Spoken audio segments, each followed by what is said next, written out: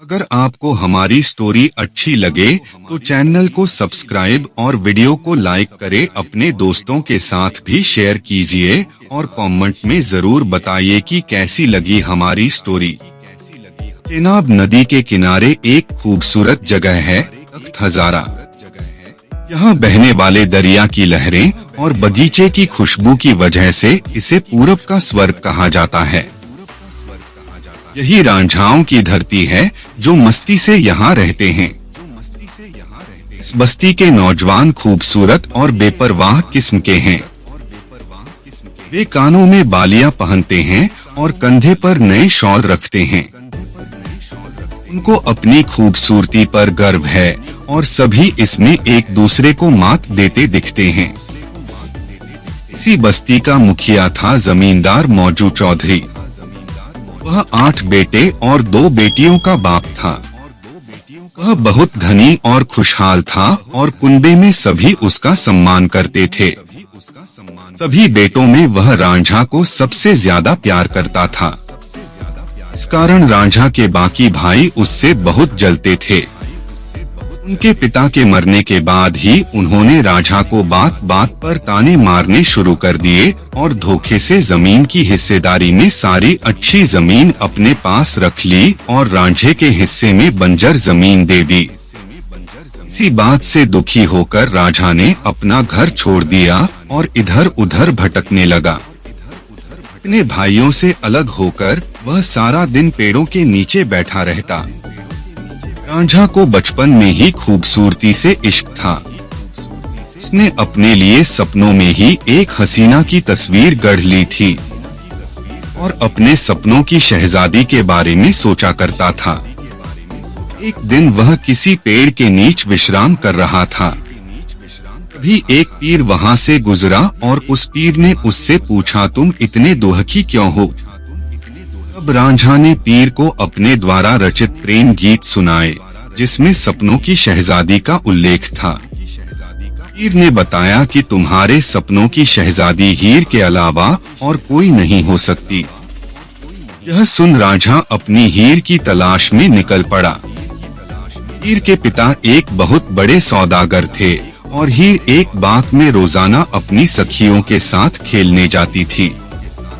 हीर बहुत सख्त दिमाग वाली लड़की थी। एक रात रांझा गलती से हीर की नाव में सो गया। रांझा को अपनी नाव में सोते हुए देखकर हीर आग बबूला हो उठी और उसे जगाने की कोशिश करने लगी। रांझा बहुत ही गहरी नींद में सो रहा था।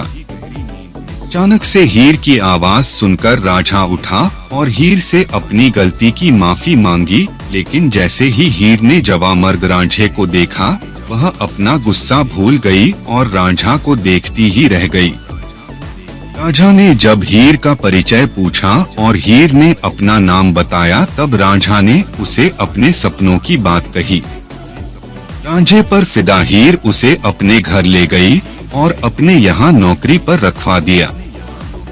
रांझा रोजाना हीर के पिता के यहाँ पर उसकी भैंस चराता था।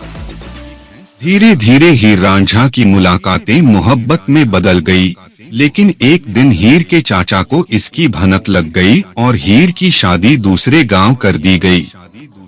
और हीर के प्यार में रांझा दुनिया की सब मोहमाया छोड़कर एक फकीर बन गया। रांझा फकीर बनकर गांव-गांव घूमने लगा। जब वह हीर के गांव में पहुंचा तो उसकी आवाज सुनकर हीर बाहर आई और उसे भिक्षा देने लगी। दोनों एक दूसरे को फिर से देखते रह गए। अब रांझा रोजाना फकीर बनकर आता और हीर उसे भिक्षा देने। दोनों रोजाना मिलने लगे।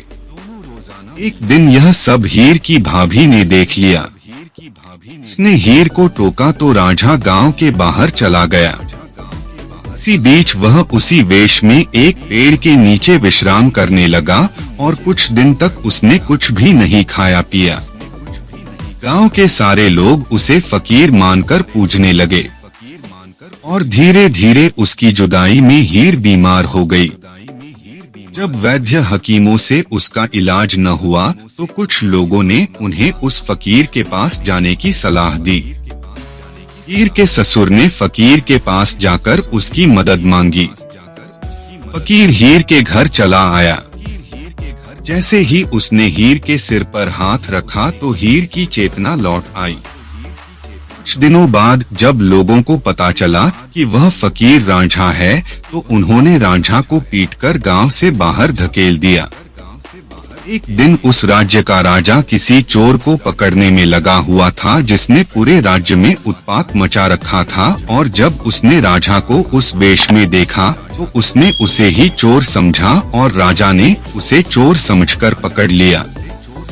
राजा के पूछने पर राजा ने राजा को पूरी सच्चाई बता दी। राजा ने जब राजा को हकीकत बताई तो उसने हीर के पिता को आदेश दिया कि वह हीर की शादी रांझा से कर दे। राजा की आज्ञा के डर से उसके पिता ने मंजूरी तो दे दी, लेकिन उसी रात को उसने हीर को जहर पिला दिया। जब रांझा वापस लौटा और उसे हीर के मरने की खबर मिली तो उसने भी वहीं दम तोड़ दिया। धन्यवाद।